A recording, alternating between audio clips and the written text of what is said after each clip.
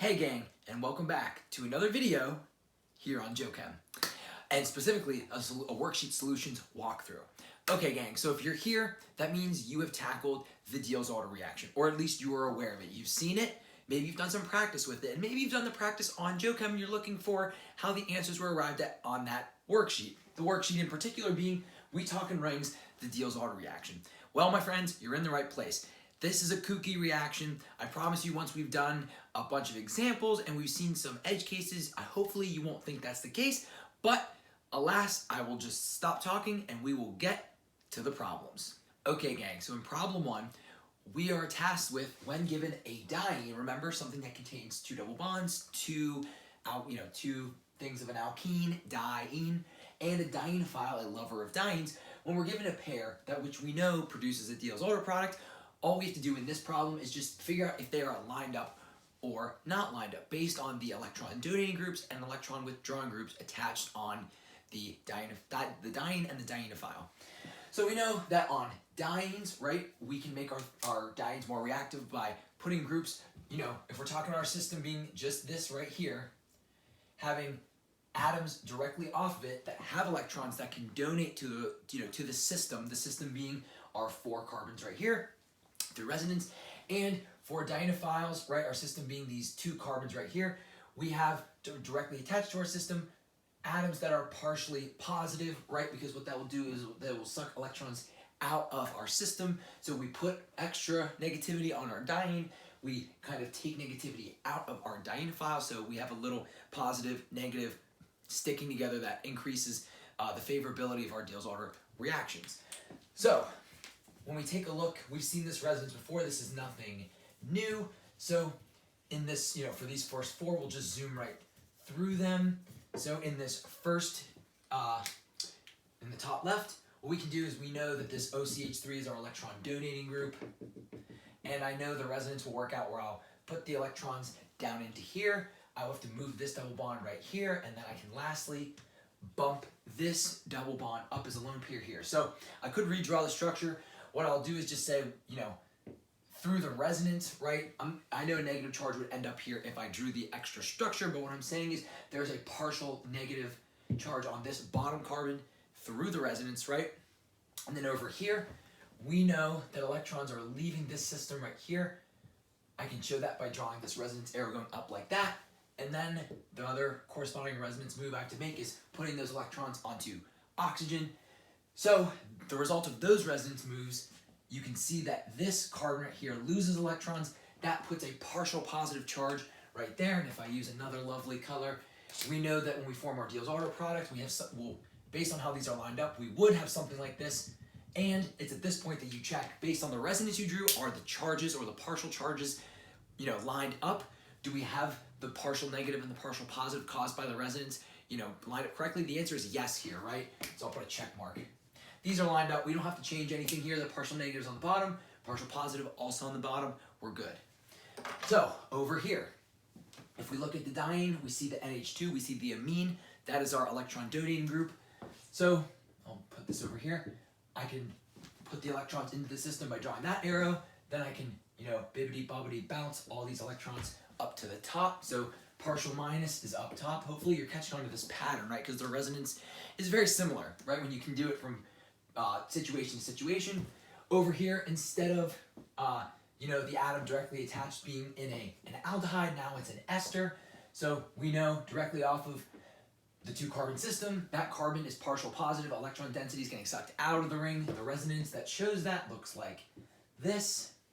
So the atom that loses out here is the bottom one, that's where the partial positive is. And I hope you can see that if we, draw how this Diels Alder product connects, forming the 6-membered ring as is, we have the positive and negative on opposite ends. So this is a situation where you'd have to flip one.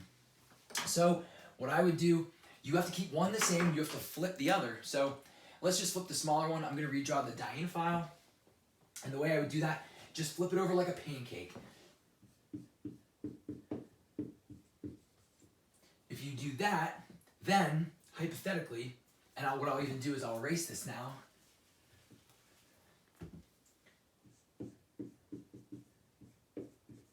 Now the delta plus is up top, and everything is lined up the way it should be, okay? So we had to flip on the top right problem, and if we do it again, what I can do is I see my electron donating group down here. Resonance works out like this. I see I have my delta minus at the top carbon in my diene. Very similarly, I can see this carboxylic acid. I will be doing this type of resonance, taking electrons out of my system, and then I have to do the bottom corresponding resonance move to make sure I don't break the octet rule. Delta plus ends up at the top, and you can see that if I do my connecting dots, we are in fact lined up. We are good to go. Last but not least, bottom right. Same dance, different situation. Electrons get swung down here, then I can do this, and then this. So delta minus on the diene is at the bottom, and over here, I can swing these up over here. I know electrons are going to come out of my system on the dienophile because I have this electron withdrawing group. You can see this delta plus is at the top. So you can see that these are not lined up. So what I will do is just flip this. And again, in this problem, we're not worrying about, if you've seen the endo effect, we're not worrying about that. This is purely about lining up the charges so that when you go to form your Diels Alder product, you have the correct atom-to-atom connections. So now, it was the two on the right that we had to flip one structure. If you chose to flip the diene, that's, that perfectly works as well, right? You just have to flip one and keep the other the same so that your charges line up. Okay, gang, that was problem one. Now let's actually do some Diels Alder reactions in problem two. Okay, gang, so rolling into problem two, we're just gonna take it of the four problems. We're gonna do the first two and then the second two, just because I only got one board. So real estate, the whiteboard space is at a premium. Okay, so if we take a look here, in problem two, we are tasked with completing the reaction for these four Diels Alder reactions. And if we take a look here, and it's also specified, there's no guarantee that these are lined up charge-wise, so we need to make sure, electrostatically we've taken care of business. Once we've done that, we can go ahead and predict the products, and we can use our in and out rule to make sure we, once we have the regiochemistry correct, then we can honor the stereochemistry. So if we take a look up top, right, I know we are all resonance pros, and I know after doing problem one, we certainly have more experience with looking and finding out where the charges are caused by our electron donating groups and our withdrawing groups. So if we look at the donating group on the diene, we know the resonance will look like this. So we have a partial negative at the bottom, so I'll erase these blue arrows now. And if we do the same dance on the dienophile, we know this is an electron withdrawing group.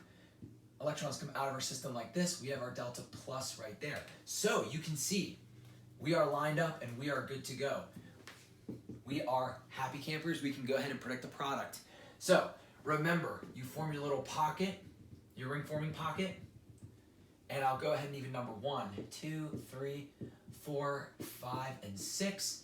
So you can see that we have an O-methyl and this aldehyde. There are out groups, and we have an in group here, that is the methyl. So remember, with our Diels Alder, we always have this template. We always start with this ring. That you can count on. And I'll go ahead and number 1, 2, 3, 4, 5, and 6 inside the ring. So on 1, we have this O-methyl. And remember, when we do Diels Alder reactions, the diene can come over the dienophile and sit down like that, or it can come up from under the bottom and come up like that. So we will have a racemic mixture. Remember, you always have those with Diels Alder reactions. So I'm always going to have to stick a plus enantiomer on there. And if we go ahead and do this, because we have a plus enantiomer, I'm just going to choose my outs to be wedges and my in to be dashes. Okay, so my out group, the O-methyl, that is a wedge. O-methyl. And then nothing on 2, nothing on 3. On 4, I have an in group, that methyl group. That's going to be a dash. Okay, and then nothing on 5, and I have that aldehyde on 6. It's an out group, so that is a wedge. Okay, so yeah, that carbon is, where the wedge stops and the double bond goes to. Okay, that is the first product, so moving on to the second. So same deal, we need to make sure we do our due diligence on figuring out where those partial charges are created by the electron donating and the electron withdrawing groups. So you can see for the dienophile, it doesn't matter. We have perfect symmetry. This won't matter, we can just leave it as is. And actually that means we don't have to do anything with the diene, even though just for fun, we can show that this is where the delta minus would be. Because our dienophile is symmetrical, it doesn't matter where this partial charge is created, because doesn't matter, the whole thing is symmetrical, equivalent, these two positions. So let me erase these. You can kind of turn off the brain in that respect. So form your little 6-membered ring pocket system, and we can go 1, 2, 3, 4, 5, and 6. So get your template on there. We got the ring with the double bond between 2 and 3. We have all out groups, right? So nothing on 1. And remember on 2, this is part of a double bond. So that's an sp2 carbon. Anytime you have a group there, it better be planar. There are no wedges and dashes on positions 2 and 3. So nothing on 3. On 4, let's go with the same convention. Our out groups will be wedges. Let me try and make a better wedge. There we go. NH2. And then we have this cyclic ester on 5 and 6. So, and it's an out group, so let's make a wedge there. Double bond, O, with an oxygen, and remember, oh, that's a wedge as well. Double bond, and remember, connect that right there. And this is your Diels Alder product, but remember, we have to put plus an enantiomer. Okay, gang, so that does it for the first 2 on problem 2. Let's finish up 2 with the next 2. Okay, gang, rounding out problem 2, we have 2 more Diels Alder complete the reaction problems, and we just need to make sure that they are electronically lined up correctly. So if we take a look at the first problem, I think you can see this is the electron donating group, and through bada bing, bada boom, bada bop, the delta minus is on our top carbon in our diene. So let me erase these arrows, and then over here, it might be a little bit cryptic, but if you see this nitrile up top, this nitrile, that carbon is triple bonded to a nitrogen. And remember, when we look for electron withdrawing groups, we are looking for atoms directly attached to our system that are partially positive, right? And you can see that that carbon is extremely partially positive. It is definitely, we see a dipole moment going this way towards the nitrogen, and that is going to carry on towards the dienophile, right? Because of resonance that we can draw. So if and let me keep that up there, I can actually illustrate the resonance going like that. So you can see that the delta plus will come down on this carbon when we draw resonance going up there. So we can see that we've come across an example where we certainly need to flip one piece of the Diels Alder reaction that we're doing. And I believe on the worksheet, I took this and I flipped it. So the way I would work with this is, let me draw it over here. Remember, you don't change anything, you just have to flip it, the whole unit, so I'm really doing that, right? So then what I'll do is I'll erase this. I'm gonna redraw this over here. That way we can then draw our connecting lines, we can number our carbons, right? So we know the delta minus is caused down here. So you can see we now have our lovely ring forming pocket. We can see that we have this ethyl is an in group. Let me make that a little bit more obvious. Like that, okay? So we have these 2 being our out groups, these 3 groups being our in groups. Out groups, we're gonna say our dashes, we're gonna say our inner wedges. That aligns better with the worksheet solutions I've provided. So we have 1, 2, 3, 4, 5, and 6. Remember, you always have your template ring with the double bond between 2 and 3. So 1, 2, 3, 4, 5, and 6. So on 1 we have an out group and we're making those dashes this time. So let's make the O-methyl a dash. Nothing on 2, nothing on 3. We have an in group on 4, and it's a wedge because we just decided our out groups were dashes. We need the opposite stereochemistry. There we go. Same thing with the ethyl group. It's facing in towards our dotted lines, right? The other out group would be facing over that way towards that delta plus that I've drawn. So the ethyl group is also a wedge. And last but not least, the nitrile is an out group, just like our O methyl. So remember, we also have the plus and enantiomer because the diene and dienophile could have flipped roles in the way that they're bumping into each other in space, but that's our product. So moving down to this one to round out problem 2, our electron donating group, we know the resonance will work out like this. So our delta minus is on the bottom carbon on our diene.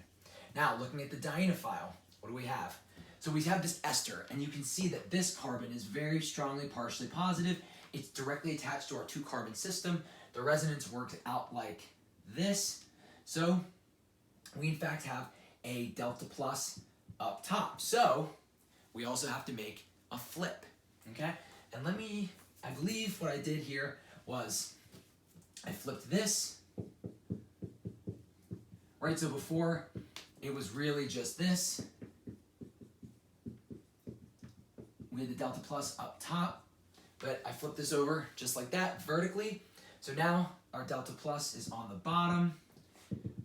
We can go ahead and form our Diels Alder product. We can go ahead and number our carbons 1, 2, 3, 4. Why do I keep making my 4 so weird? 5 and 6. You can always start with your template ring. If anything else, you can draw this with a double bond between 2 and 3. That's always there for you. 1, 2, 3, 4, 5, and 6. So with this convention, our dashes are going to be our outgroups. That OH is in fact an outgroup. Remember, we do have a group on 2, but it's planar. 2 and 3 always end up planar because of that double bond. So that methyl group is just a straight line. Nothing on 3. We have an outgroup, that T-butyl group on 4. That's going to also be a dash. Okay? And then nothing on 5 and an outgroup on 6 to round it out, which is going to be that ester. Oops, sorry, knocking stuff over. And as always, you know, we can say plus an enantiomer because all those stereocenters we created could have the opposite stereochemistry. That rounds out problem 2, gang. Let's charge on to some more challenging examples in 3. Okay, gang, in part 3, I included 4 more complete the reaction questions, Diels Alder reaction questions, and I wanted these to be harder. I wanted these to be the types of questions maybe you run into and you think to yourself, I don't really know how to handle this. Or if you saw them and you had no idea what's going on, I'm glad you're here to see the answers. Okay, so if we take a look at this first one, there's a few things going on that make this a little bit tricky. One, we have a ring as our diene, and then 2, we don't really have the diene or the dienophile given in a way to us that really we're confident in how to predict the stereochemistry, right? We actually need to be aware of the endo effect for this problem. And I'll explain it, briefly and hopefully efficiently.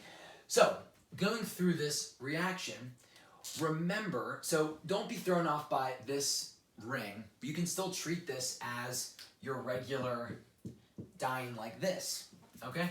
And we'll figure out, and I'll show you how we handle that when we draw the product. But the more challenging thing, right, is no one gave this to us in a way where, right, do we need to have this? Or do we need to have this? How should we line these up to then predict our product?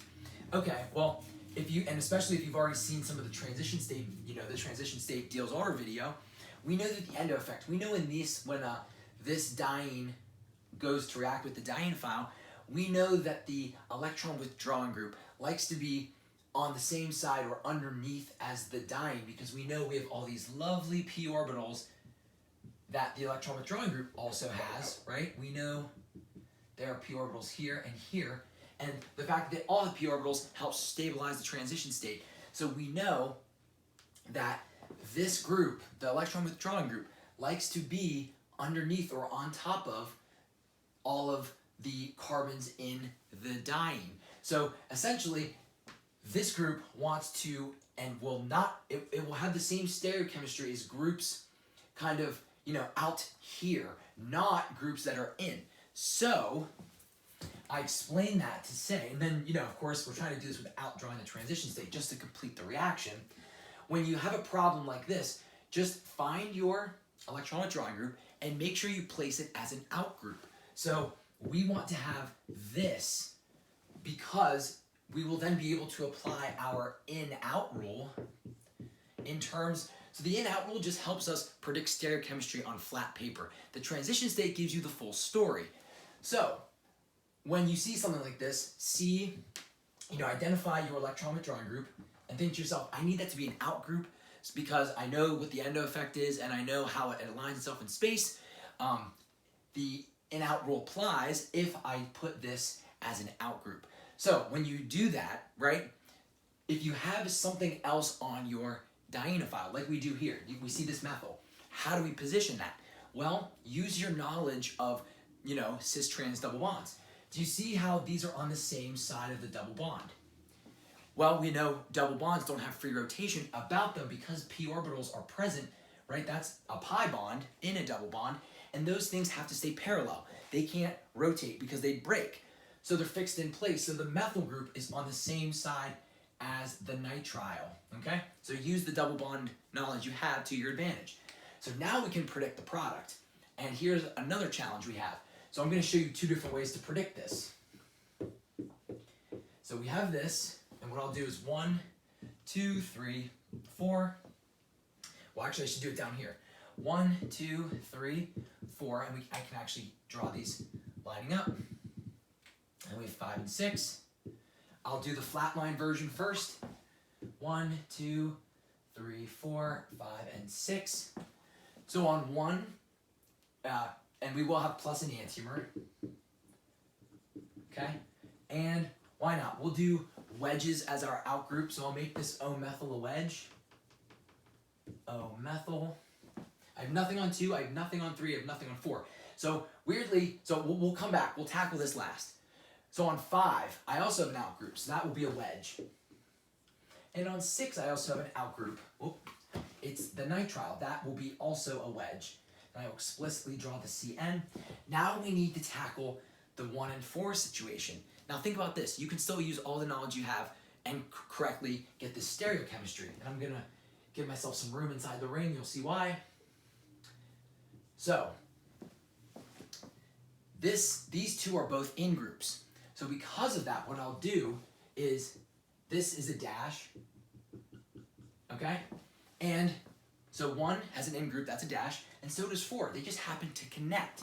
So what you can do is the following. And someone will realize that you're drawing 2 dashes that convene, that's a carbon, there you go. Or on the solution that I provided, you can have something like this. You can also draw rings like the following. And don't be scared of this syntax. I used to be, or this way to draw a ring, I used to be, but it's not that scary because it's just a ring. 1, 2, 3, 4, 5, and 6. And just up is up, down is down. So what I can show you here is that, we can have a methyl group. I'll just draw straight up. And then I will draw, or you know what? That needs to, yeah, that works, straight up. And then the CN here is like this. And then the methyl is like this.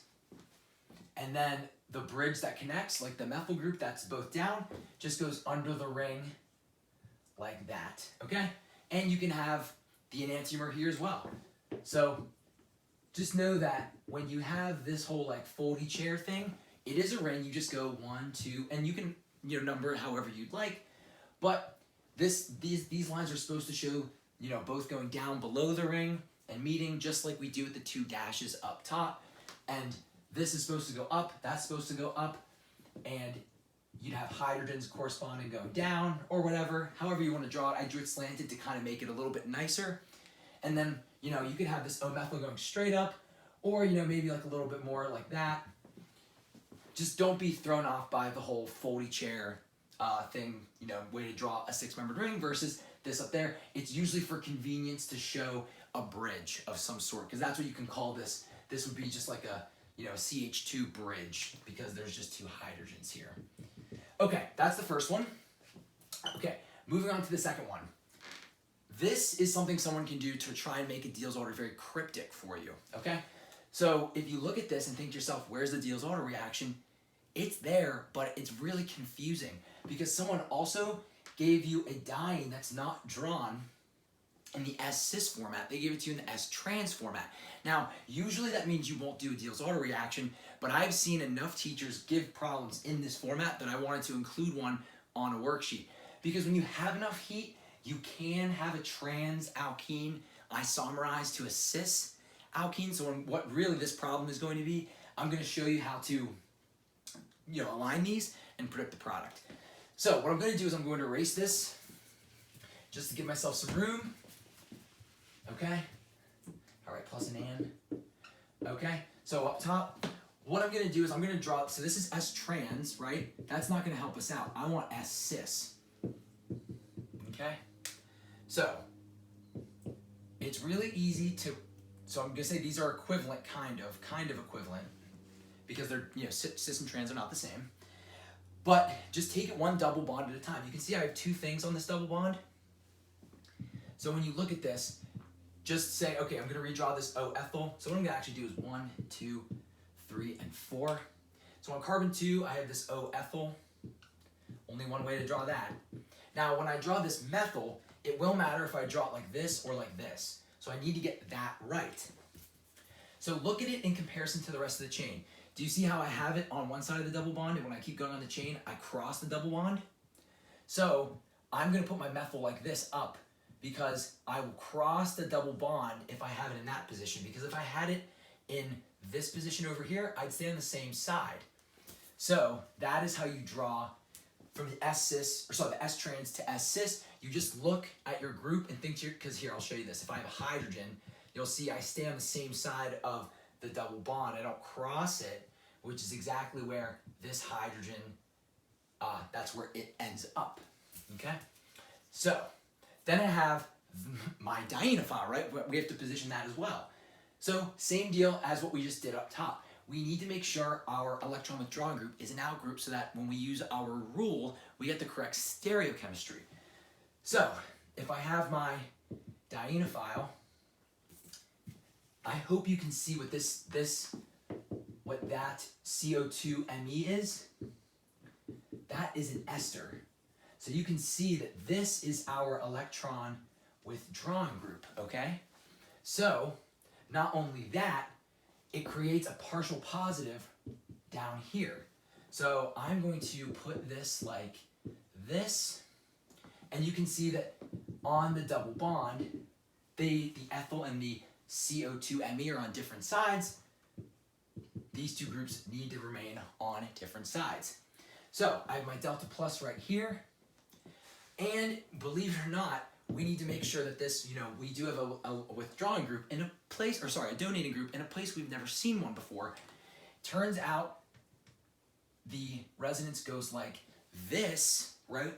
We swing electrons down, we have electrons go up top, so we actually have a delta minus up top. So even though we had to go from S-trans to S-cis, and we positioned this to make sure we could do our stereochemistry correctly, we're not lined up electronically, right? So what I'm going to go ahead and do is draw this like this. Delta plus will be up top. Finally, we can predict the stereochemistry. So let me erase this. And let me clean this up, because that's starting to look like a double bond. There we go. Okay, so after long last, we had to do the S-trans to S-cis. We had to position this correctly. We had to make sure we lined up electronically. Now we can draw our final product, right? So 1, 2, 3, 4, 5, and 6. So on 1, we have a wedge, because we're going to use the same conventions as up top. Then, remember, that ethoxide, that's planar. So don't get confused about that. No stereochemistry at that position 2 or 3. Nothing on 3, nothing on 4. On 5, we have this CO2Me, and I'm going to flip back to that, and it's an out group. So I will also have that wedge for the CO2Me. Last but not least, we have an in group, that's the ethyl. In group because, you know, I can make it a little bit more pronounced. It's really going to be going like this. Plus enantiomer. And I know this was a really long 2 problems, gang, but I think these are too hard to complete the reaction problems because up top we had the bridge as well as positioning this electron withdrawing group as an out group. And then down here, S trans to S cis, right, in terms of the conformation of our double bond and our diene. Then we had to take this dienophile, position it correctly to make sure that our electron withdrawing group was an out group, and then we had to make sure things aligned up electronically. Then we could predict the product. So if you can understand this problem as well as the top one, you're in really, really, really good shape. Okay, gang, I do have 2 more complete the reaction problems. One that's more of a multi-step problem, and the last one that's like a tiny gotcha. So stick with me. We got to finish out 3. We have just a little problem number 4, and then we are done. Okay, gang, to round out problem 3, we have 2 more juicy Diels Alder reactions, so let's just get after them. So in this first problem, we see maybe our first multi-step Diels Alder reaction, or a multi-step problem that results in a Diels Alder reaction and product. So if we take a look at this alkene right here, you can see that we have a first, so we don't have a diene, right? So interesting, we'll see how we get there. We see we have NBS and HNU, and we know that is a great way to brominate the allylic position, right? Because you avoid having, you know, with free radical chain reaction, we've talked about how you can't do that with, you know, brominating allylic positions because the double bond will react with the bromine, the Br2. So what happens in this first step, right? We see we have a tertiary position. We see, you know, that is also the allylic position. So after our first step, and I'll draw this over here, we have this, a bromine right there, okay? Then throw back to OCHEM 1. In step 2, we have the ability to do elimination, right? And we know with the amazing stabilization that we get from the allylic position, right? You know, not only is it a great place for charges to form, but we know SN2 is also better there. E2 is also better there because of the additional stabilization you get in the transition state. So we can definitely do E2, and in fact, right, we can't eliminate up top because there's no hydrogen at that quaternary carbon right here, right? And we're not going to eliminate here. We're going to have to just do an elimination right here, which makes sense because we will then set up a conjugated system, which is perfect for, you know, that will get us the diene we need for our Diels Alder reaction. So what I'm even going to do, 1, 2, 3, 4, I'm going to go ahead and redraw this to be like this. And what I'm even going to do is I'm going to erase this up top and draw the result of step 2 over here. We'll get this, and so I'll do 1, 2, 3, and 4. So you can see 1, 2, 3, and 4. We just created the 3-4 double bond with the NaNH2. This DMF is just a solvent. So on 3, we also see that we have that T-butyl group. So I'm going to erase this T-butyl group right here. So really, steps 1 and 2 were just a cryptic way of creating our diene, which we will then use in step 3. Now you can see we have that familiar heat. We have a dienophile. So to better draw that dienophile, I'm going to go ahead and move this over a little bit. I'm going to just erase this too. Give myself all the space. And hopefully you see, right? I have 2 esters, CO2, ET, right? I have symmetry, but it doesn't matter if my diene is situated like this or like that. Same thing with my dienophile. My diene, they can be whichever way. There's symmetry over here, so it doesn't matter if this is like this or like this. This will stay the same. What matters though is that these 2 are out, right? Out groups, so that when we predict our stereochemistry, we get what we expect, okay? So we know we're going to link these up like this. 1, 2, 3, 3, 4, 5, and 6. Remember, we're going to predict the product over here. Template ring. 1, 2, 3, 4, 5, and 6. Right? Nothing on 1, nothing on 2. we have a group on 3, and remember, no stereochemistry there. That's planar. Nothing on 4, so 5 and 6, the stereochemistry is going to be the same. Let's just make them both dashes, and why am I drawing it out? I'm just going to take the slightly lazier way and label them as CO2ET. Okay, there we go. And plus an enantiomer. Awesome. All right, last but not least, the 4th part of problem 3. So this looks very straightforward. This doesn't look like too scary, right? We just need to make sure, let's make sure our charges are lined up. I think you can see from our donating group, we get this right here, so delta minus on the bottom. Clean that up. And then over here, we see the withdrawing group, delta plus. Interesting. It all seems too easy. Okay, let me clean this up. So, when we go ahead and do this problem, 1, 2, 3, 4, 5, and 6, right? What I'm going to do is I'm going to draw my template ring. I'm just going to do what I know how to do. And then let me number 1, 2, 3, 4, 5, and 6. Okay, so let's go ahead and say our outgroups, we'll do this, we'll do dashes, just like above. So 1 is an outgroup, I will draw that O-methyl.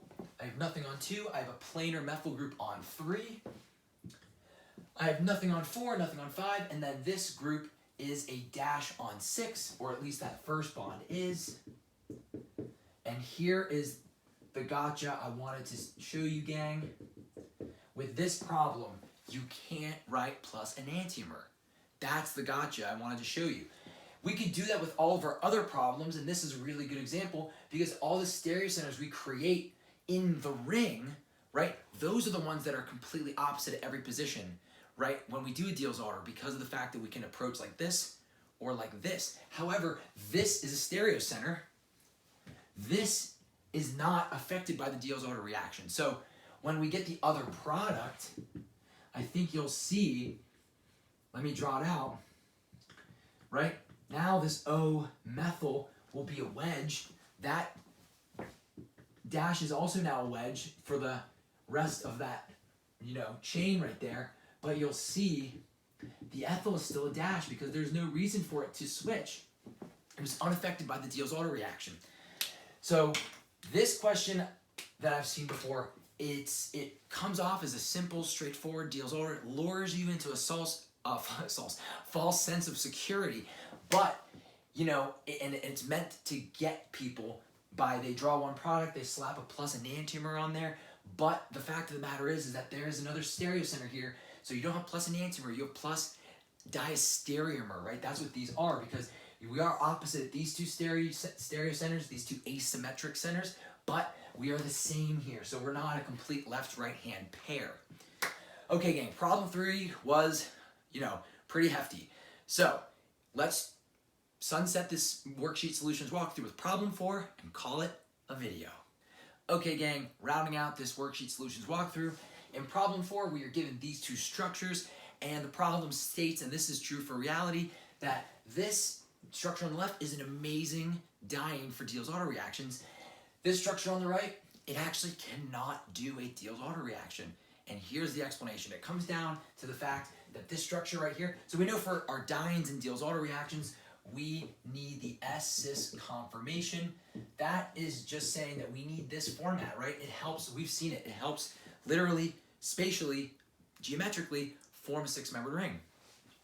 So we need to be in this conformation in terms of our diene. We can see that in this ring, we are fixed in place. So we saw in problem 3 that we were given a diene in an S-trans format, and it had to go to S-cis to actually do the reaction, right? So with this, in the case of this particular diene, it will only ever exist in the S-cis format. So it's S-cis forever, right? The only way it's going to ever become S-trans is if this ring breaks. That's why this is such a great diene for Diels Alder reactions. And applying that same logic, this is locked into S trans. So this thing never has the opportunity, even if it had as much heat as it needed, right? Unless this thing breaks and becomes acyclic, right? Unless it's literally going to have something happen to it to become anything except a ring, this is stuck being S trans. It will never become S cis. Can't do a Diels Alder reaction. Okay, gang, that's it for problem 4. You're absolute champions if you're watching up to this point, because 3 was a doozy and we've done a lot of stuff before that. If you're watching this video, I just want to say thank you for supporting jOeCHEM financially. I'm so happy you're using this site at all. I hope these videos are helping, these videos, the instructional videos, are helping you conquer carbon. And I'm so glad you're watching right now. I hope you're watching towards the end of jOeCHEM 2. And no matter what, I'll see you all in the next video.